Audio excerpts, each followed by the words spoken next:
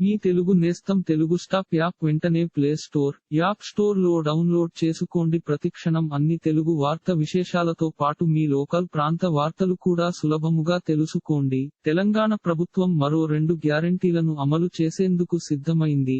ఈ మేరకు గ్యారెంటీలను ఏ విధంగా అమలు చేయాలనే విషయంపై కేబినెట్ సబ్ కమిటీతో సీఎం రేవంత్ రెడ్డి సమీక్షా సమావేశం నిర్వహించారు.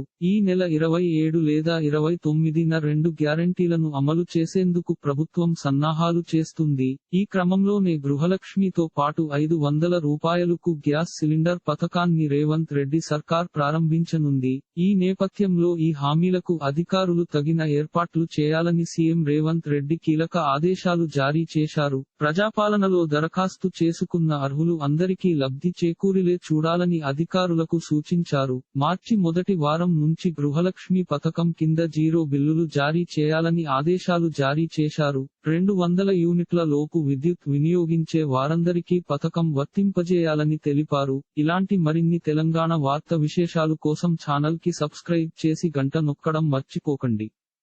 ఈ వీడియోని తోటి మిత్రులకి షేర్ చేయండి. మీ అభిప్రాయాన్ని కామెంట్ లో తెలపండి.